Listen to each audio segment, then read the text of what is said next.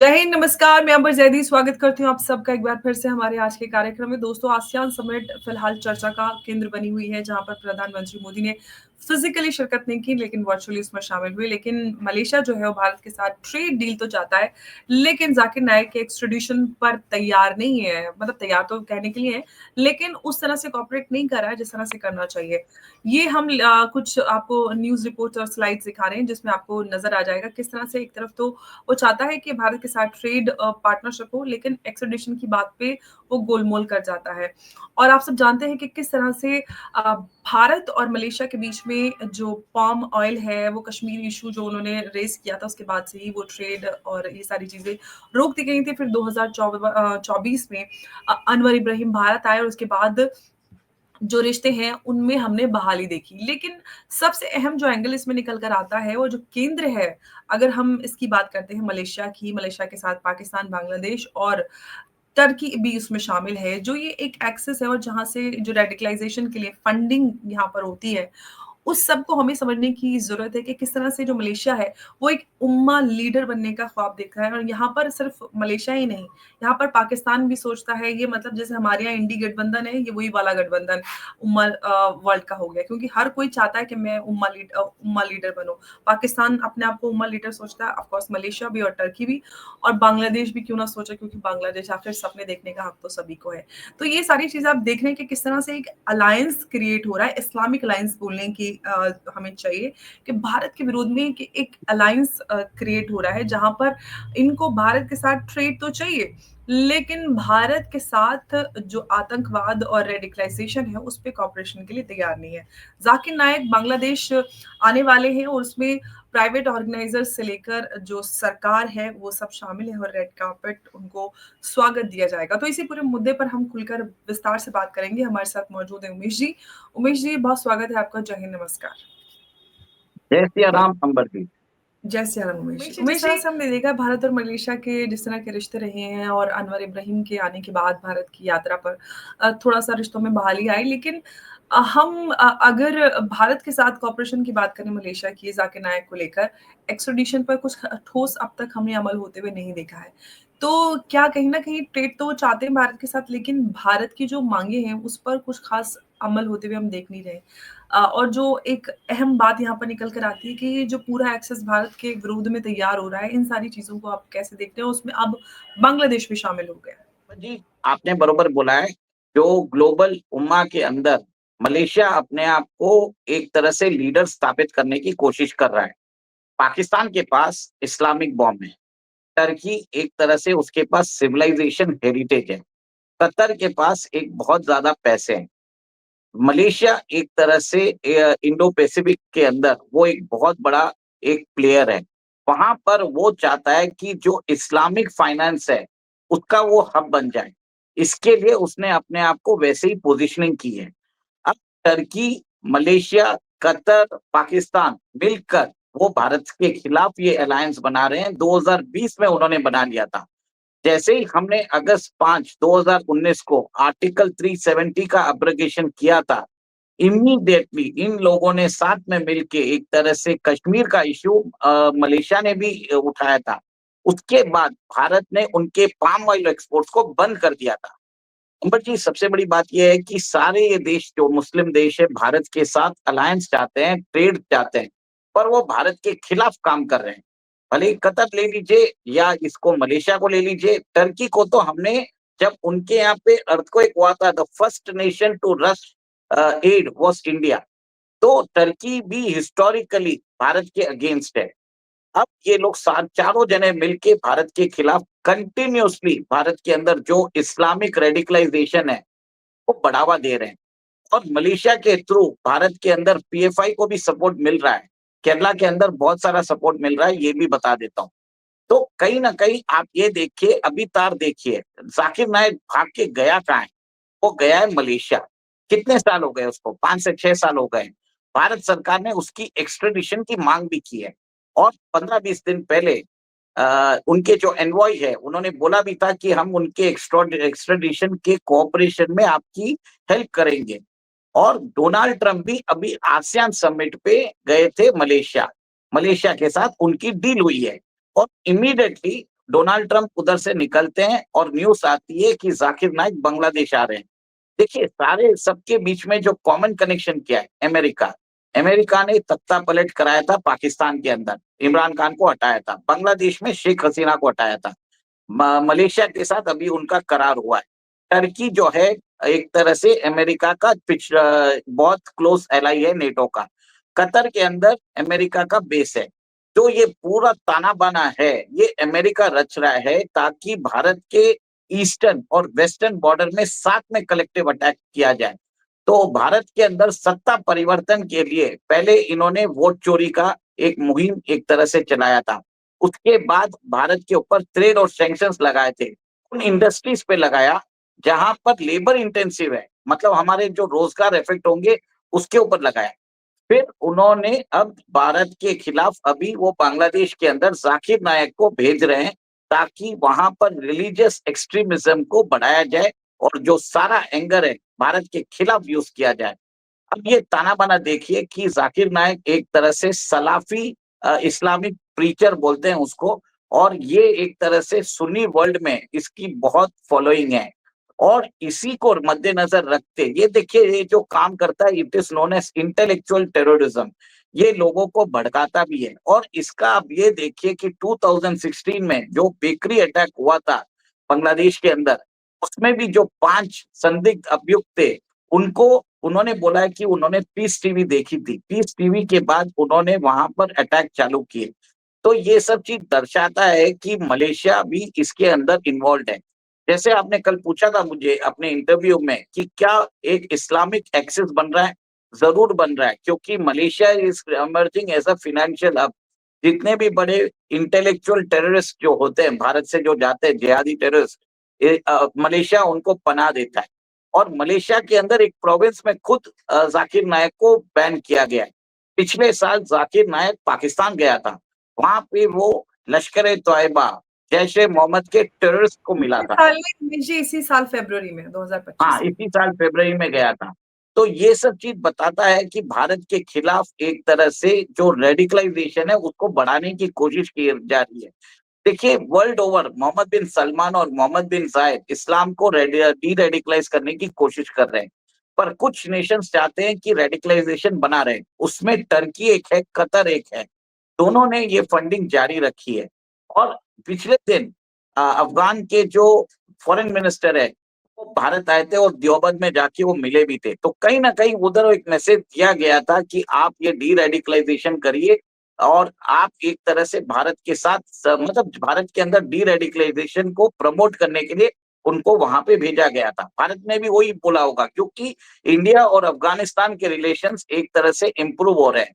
और अफगानिस्तान जानता है कि पाकिस्तान से बढ़िया है इंडिया के साथ रहने में। जिस इंडिया के अगेंस्ट, जिस भारत के अगेंस्ट, जिस मोदी जी के अगेंस्ट, जिस आरएसएस के अगेंस्ट, बीजेपी के अगेंस्ट आप ये देख रहे हैं कि जाकिर नाइक बोलता है कि ये मुसलमानों के दुश्मन हैं। उसी नेता को, उसी मोदी जी को आप देखिए, मोहम्मद बिन सलमान, मोहम्मद बिन जायद, अफगानिस्तान और कितने सारे कंट्रीज, इस्लामिक नेशन, मेरे ख्याल से 9 से 10 इस्लामिक नेशन ने अपना हाईएस्ट ऑनर दिया है। इनफैक्ट एक हिंदू टेम्पल यूएई में खोला गया पिछले साल। तो कहीं ना कहीं देखिए भारत का सॉफ्ट पावर बढ़ता जा रहा है। इस भारत के सॉफ्ट पावर को रोकने के लिए मलेशिया भी भारत के खिलाफ ज्वाइन कर चुका है। देखिए, अभी वो भले ही आपको बोल दे कि हम ट्राई कर रहे हैं, ये एक तरह से बोलने की बात अलग होती है, करने की बात अलग होती है। आप एक्स्ट्राडिशन में बोल रहे हैं we will cooperate, but allow कर रहे हैं उसको ट्रेवल करने के लिए। कंप्लीट बैन कर दीजिए ना। जैसे मलेशिया के अंदर एक प्रोविंस जो है वो उसको बैन कर चुके हैं। Then why are you allowing international travel? उसको तो आपको बैन बैन करना है। भारत ने आपको बोल भी दिया है। एक तरह से कम्युनल वायलेंस इंसाइट करता है। और एक प्रूवन रिकॉर्ड तो ऑलरेडी बांग्लादेश में मिल चुका है कि वहां पे जब बेकरी में जो ब्लास्ट हुआ था उसके जो जितने भी अभियुक्त थे दे वर इंस्पायर्ड बाय जाकिर नालायक। तो इस नालायक को वापस भेजना बांग्लादेश भारत के खिलाफ एक तरह से इंटेलेक्चुअल वॉरफेयर करने की, इंटेलेक्चुअल वॉरफेयर को बढ़ावा देने की एक तरह से कोशिश की जा रही है। तो इसको मैं बोलूंगा एक तरह से सॉफ्ट टेररिज्म, सॉफ्ट जिहादी टेररिज्म को ये बढ़ा रहे हैं। देखिए, ओआरएफ ने खुद बोल दिया है, ये research foundation, observer research foundation ने बोल दिया है कि मलेशिया के अंदर ऑनलाइन रेडिकलाइजेशन बढ़ रहा है।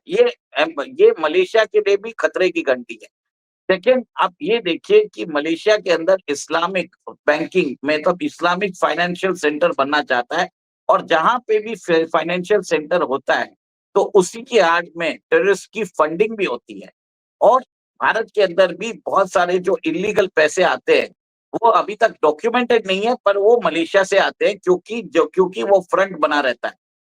मलेशिया ने अलायंस भी फॉर्म कर दिया है, किससे? टर्की के साथ, कतर के साथ, पाकिस्तान के साथ। तो कहीं ना कहीं आप ये देखिए भारत के साथ एक फ्रंट भी बना रहा है, और इन्होंने कलेक्टिवली कश्मीर इश्यू को रेस भी किया है। अमर जी, सीधी सादी बात है, मुझे तो ये लग रहा है कि भारत के अंदर एक भारत के खिलाफ आर्थिक युद्ध उन्होंने चालू कर दिया है, और ये एक तरह से भारत के साथ बेनिफिट्स लेना चाहते हैं, ट्रेड का बेनिफिट्स लेना चाहते हैं, और भारत के खिलाफ टेररिस्ट को प्रमोट भी कर रहे हैं इनडायरेक्टली। मलेशिया एक तरह से महत्वपूर्ण कड़ी है, और अब डोनाल्ड ट्रंप वहां पे गए हैं आसियान समिट, और आसियान समिट के इमीडिएट बाद जाकिर नायक को भेजा जा रहा है बांग्लादेश। तो तार समझ लीजिए, भारत के खिलाफ जो कुचक्र रचा जा रहा है अमेरिका का, वो आप समझ लीजिए। पहले तो उन्होंने सरकार गिराने के लिए चंद्रबाबू नायडू और नीतीश कुमार को संपर्क किया, वो हो नहीं पाया, तो वोट चोरी का उन्होंने इल्जाम लगाया, वोट चोरी से कुछ हो नहीं पाया तो उन्होंने इलेक्शन कमीशन ऑफ इंडिया के ऊपर टारगेटिंग किया, उससे कुछ नहीं हो पाया तो टैरिफ लगाया, टैरिफ से कुछ नहीं हो पाया तो उन्होंने पहलगांव कराया, पहलगांव नहीं कुछ हो पाया तो अब जाकिर नायक को भेज दिया।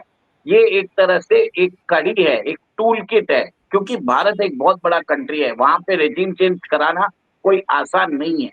तो ये जाकिर नायक जो है, he is a larger plan of he is a larger he is a pawn in the American game plan to dislodge Narendra Modi government in India.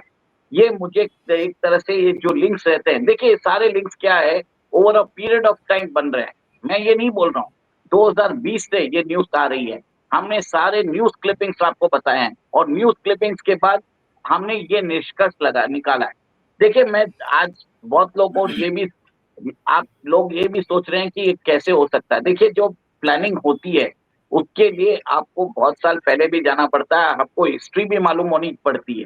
तो हमने एक तरह से ये निष्कर्ष सीरीज ऑफ आर्टिकल्स के बेसिस पे निकाला है कि मलेशिया के ऊपर भरोसा नहीं कर सकते, उसको ट्रेड बेनिफिट चाहिए, भारत भारत के साथ ट्रेड बेनिफिट चाहिए, इसके लिए वो कर रहा है, नहीं तो हमेशा वो एक तरह से भारत का कॉम्पिटिटर रहा है। इवन नॉन अलाइन मूवमेंट में जब हमने नॉन एनएम समिट की थी, नॉन अलाइन मूवमेंट, उस समय मलेशिया भारत और Egypt they were the main countries in the NM summit. और मलेशिया को आपको याद है, पहले जब एडवर्टाइजमेंट आता था मलेशिया ट्रूली एशिया, पर 2014 से जब से भारत सरकार आई है, मलेशिया भारत ने अपने आप को पोजीशन कर दिया है एज एन इम्पोर्टेंट महाशक्ति इन एशिया। अब भारत बढ़ रहा है और मलेशिया डूब रहा है, तो कहीं ना कहीं इकोनॉमिक सर्वाइवल के लिए उसको इंडिया की जरूरत है, और उसको भारत की लीडरशिप को वीकन करने की जरूरत है, ताकि भारत इकोनॉमिकली वीक हो और मलेशिया का ग्रोथ हो। This is the reason. तो कहीं न कहीं अगर हम देखें तो जो भी 3 फ्रंट हैं, वो पूरी तरह से एक्टिवेटेड हैं और हाफ फ्रंट को एक्टिवेट करने के लिए जो ज़ाकिर नायक है, ये कहीं न कहीं मोबिलाइज़ करने की कोशिश की जा रही है क्योंकि नॉर्थ ईस्ट जो कि अगर हम जनरल शमशाद मिर्ज़ा की बात करें, जो मोहम्मद यूनुस ने उनको तोहफ़ा दिया, उस पर जो नक्शा था, उसमें नॉर्थ ईस्ट बंगाल का हिस्सा मतलब एक बार फिर से उन्होंने शरारत की और इन सारी चीज़ों को अगर हम जिस तरह से तार जोड़ रहे हैं, तो बहुत सारी चीज़ें हमें यहाँ पर नज़र आती हैं। लेकिन उमेश जी, हम प्रधानमंत्री मोदी या फिर हम भारत की बात करें, हम लोगों को ये समझ में तो आता है कि मलेशिया हमारा दोस्त तो नहीं है। जिस तरह से रेडिकलाइज़ेशन और भारत में जो कट्टरवाद और सबको बढ़ावा देने वाले लोगों को पनाह देना और उसपे कोई ख़ास अमल ना करना। इसके बाद हमारा क्या पॉलिसी आपको लग रहा है कि कोई पॉलिसी में बदलाव लाने की आवश्यकता है, इन सारी चीज़ों को देखते हुए? देखिए, जो अलायंस बना था ना, टर्की, कतर, मलेशिया, पाकिस्तान का, ये काउंटर करने के लिए बना था ओपेक के अंदर सऊदी अरेबिया और यूएई के साथ। भारत के बहुत अच्छे रिश्ते हैं मोहम्मद बिन सलमान और मोहम्मद बिन जायद के साथ। तो कहीं न कहीं ये एक तरह से एक इंटरेस्ट की लड़ाई भी है जियोपॉलिटिकली अक्रॉस द कॉन्टिनेंट्स, मतलब एक तरह से मल्टी फ्रंट वॉरफेयर चल रहा है, जिसमें भारत जो है वहां पर जो रिफॉर्मिस्ट नेशंस है इन द इस्लामिक वर्ल्ड, जैसे मोहम्मद बिन सलमान है, मोहम्मद बिन जायद है, उनके साथ हमारे रिश्ते बढ़ा रहा है। और एक्सट्रीमिस्ट वर्जन ऑफ सुन्नी इस्लाम को बढ़ावा दे रहा है Pakistan in collaboration with Malaysia, Turkey and Qatar. तो ये एक तरह से वहां पर एक तरह से लड़ाई भी है between the reformist and the extremist forces in OIC. ये वैसे भी देख लीजिए, क्योंकि जो एक अगर आप देखा जाए, भारत को एक तरह से इंटरनेशनली एक तरह से बैठाने की कोशिश किया जा रहा है ताकि भारत अपनी पोटेंशियल से ना उग सके। अगर भारत पोटेंशियली अपना पोटेंशियल में एक तरह से ग्रोथ करने लग गया तो वो चाइना को भी बीट कर सकता है। और आप ये देखिए कि सैमसंग ने अपना पूरा जो प्रोडक्शन यूनिट है उन्होंने अभी यूपी में उन्होंने स्थापित कर दिया है। एप्पल चेंज कर रहा है, ठीक है, एप्पल भी वही काम कर रहा है और बाकी कंट्रीज भी भारत के अंदर रिलोकेट करने की कोशिश कर रही है। चाइना इसके लिए डर रहा है और इसने क्या किया, चाइना ने हमको फर्टिलाइजर्स देना बंद कर दिया, टनल बोरिंग मशीन देनी बंद कर दी, हमारी जो जितने भी इंटरमीडिएट प्रोडक्ट्स है जिससे हमारा एक्सपोर्ट बढ़ सकता है और जो चाइना प्रोड्यूस करता है उसके ऊपर टैरिफ्स लगा दिया है।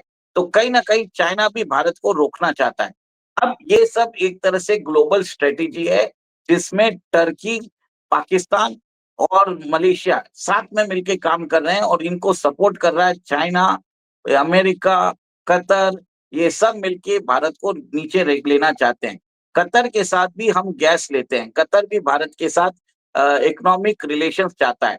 बट आप देखिए कि जितने भी जो वर्ल्ड के अंदर अगर जो रेडिकलाइज फोर्सेस है उनका हेडक्वार्टर्स हमेशा कतर ही रहता है। इस्लामिक वर्ल्ड में वो सीड फंडिंग फंडिंग करता है टेररिस्ट की, और इस्लामिक वर्ल्ड के अंदर जो फाइनेंस कैपिटल है वो मलेशिया है। तो कहीं ना कहीं ये रीरूटिंग हो रही है। हमें भी समझने की बात है, आसियान समिट के अंदर जो डोनाल्ड ट्रंप वहां पे मिलके भी गए और वहां पे उन्होंने मलेशिया के साथ रेयर अर्थ मिनरल्स की उन्होंने एक तरह से डील भी की है। इमीडिएटली आप ये देखिए कि शमशाद मिर्जा को एक मैप दिया जाता है जिसमें बताया जाता है कि नॉर्थ ईस्ट जो है वो बांग्लादेश का हिस्सा है, और इमीडिएटली जाकिर नायक को भारत के खिलाफ एक तरह से प्रोपेगेंडा करने के लिए भेजा जाता है और उसको रेड कारपेट वेलकम दे रहा है बांग्लादेश, जिसका जो एडवाइजर है अमेरिकन पपेट है। तो ये एक तरह से पूरी साजिश हो रही है भारत को इकोनॉमिकली डाउन करने के लिए, भारत के अंदर एक रेवोल्यूशन लाने के लिए। जैसे बांग्लादेश में हुआ है वैसे ही भारत में सत्ता परिवर्तन करने की कोशिश की जाएगी। भारत के अंदर मोदी सरकार को हटाने की कोशिश करने के लिए ये काम किया जाएगा, क्या ताकि देश के अंदर वायलेंस बढ़े और फिर बाद में वो वेस्टर्न मीडिया इस न्यूज को चलाए कि भारत के अंदर मुसलमानों का दमन हो रहा है। This is the clear strategy of the western world and the Islamic world. ये आप देख लीजिए, इस्लामिक वर्ल्ड के अंदर मेरा ये मानना है कि जो पाकिस्तान, टर्की, कतर और मलेशिया ये सब इन्वॉल्व है भारत के अगेंस्ट, इवन अजरबैजान। तो ये आप देखिए कि ये सब चीज भारत के खिलाफ की जा रही है ताकि मोदी सरकार को हटाया जाए।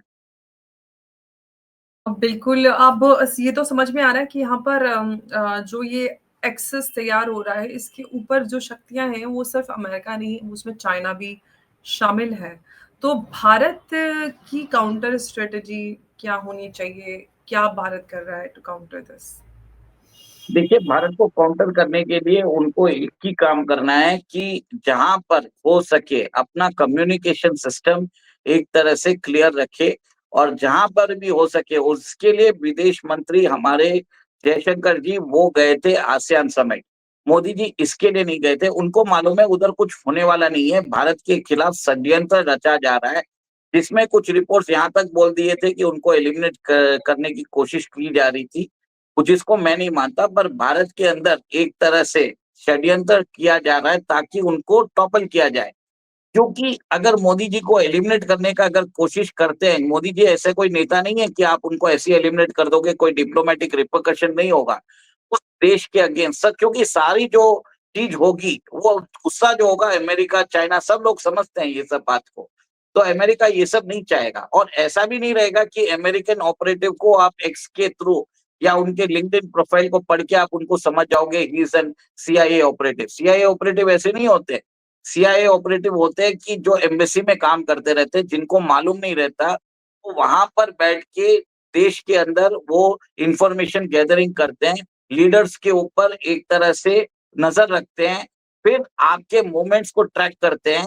देखिए, बहुत जगह हमारे लीडर्स जाते हैं, नहीं जाते हैं, कुछ मीडिया ब्रीफिंग्स नहीं होती है। ये लोग क्या करते हैं, अपने मूवमेंट्स रखते रहते हैं ताकि सब चीजों को मैप किया जाए। फिर एम्बेसी में भेजते हैं, एम्बेसी डेटा को कोलेक्ट करता है, फिर वो न्यूज़पेपर रिपोर्ट्स को करता है। तो ये सब एक एक्सटेंसिव नेटवर्क से होता है। सिर्फ आप यूट्यूब चैनल पे बैठ के कुछ एक मीडिया रिपोर्ट्स में बैठ के आप अगर बोल दोगे कि ये सीआईए एजेंट थे, मैं नहीं मानता ये सब चीजें। अगर इतनी सीधी रहती तो मेरे ख्याल से तो मैं रिसर्च एंड एनालिसिस विंग के लिए मैं अपने आप को नॉमिनेट करता हूँ, मैं उधर एक एनालिस्ट बन सकता हूँ। अगर सिर्फ सोशल मीडिया के रिपोर्ट्स के ऊपर अगर मैं कोई भी किसी भी देश की जो खुफिया तंत्र को मैं समझ सकता हूँ, तो मैं अपने आप को नॉमिनेट कर सकता हूँ, अंबर जी भी आ सकते हैं, कोई बड़ी बात नहीं है। बट ये सब चीज मैं इसके लिए बोल रहा हूँ, आपको समझना पड़ेगा, जो प्लानिंग होती है वो 1-2 महीने की नहीं होती है, सालों साल चलती है। और ये एक प्लानिंग चल रही है भारत के अंदर मोदी जी को हटाने की। ये तब से चालू हो गई थी जब 5 अगस्त को 2019 को हमने आर्टिकल 370 और आर्टिकल 35A को अब्रोगेट किया है। और सिंदूर के बाद जब हमने इंडस वाटर ट्रीटी को अब्रोगेट किया है, उसके बाद तो सब लोगों ने सोच लिया है कि मोदी जी को हटाना ही पड़ेगा और भारत के अंदर एक तरह से सत्ता परिवर्तन करने की जरूरत है किसी भी तरह। और वो सत्ता परिवर्तन नेचुरल दिखे। देखिए, अगर मोदी जी को हटाने की कोशिश की गई तो समझ लीजिए बीजेपी को भी, एनडीए को 38% वोट मिले थे। बीजेपी को 37% वोट मिले थे इन द 2024 लोकसभा इलेक्शन। तो कहीं ना कहीं आप ये देख लीजिए अंबर जी, ये कोई छोटा फिगर नहीं है। तो देश का एक 37 से 40% जो सपोर्ट है वो मोदी जी के साथ है। तो अमेरिका ये कभी नहीं चाहेगा। और ये जो सपोर्ट बेस है, ये एक तरह से आप समझ लीजिए एंटी अमेरिकन हो जाएगा, एंटी चाइनीज हो जाएगा। तो ये मेरा विश्लेषण है कि भारत के अगेंस्ट एक तरह से इकोनॉमिकली भारत को तबाह करने की कोशिश किया जाएगा, ताकि यहाँ पर एक पप्पू जैसा लीडर आए और वो अमेरिका के इशारों पे चले और वो चाइना के इशारों पे चले। जैसे 2008 में उन्होंने चाइनीज सीसीपी के साथ एक करार किया था, वैसा कुछ वो अग्रीमेंट जो है वो अभी पूरा किया जाएगा। हाँ, बिल्कुल, लेकिन मुझे लगता है कि ये ख्वाब तो उनका पूरा होता दिख नहीं रहा है, क्योंकि भारत मजबूती से हर एक पैतरे को काउंटर करने के लिए रेडी है। और जो तख्ता-पलट की हमने इधर-उधर हमने एग्ज़ाम्पल्स देखे, भारत में आकर वो असफल हुए हैं। तो मुझे ये उम्मीद है और ऐसी आशा हम करते हैं कि भारत में ऐसा कुछ ना हो और भारत इसी तरह से मजबूती से आगे बढ़ता रहे। उमेश जी, बहुत-बहुत आपका धन्यवाद हमारे साथ इस अहम चर्चा में जुड़ने के लिए। नमस्कार, जय हिंद, जय भारत। जय सिया राम, उमेश जी।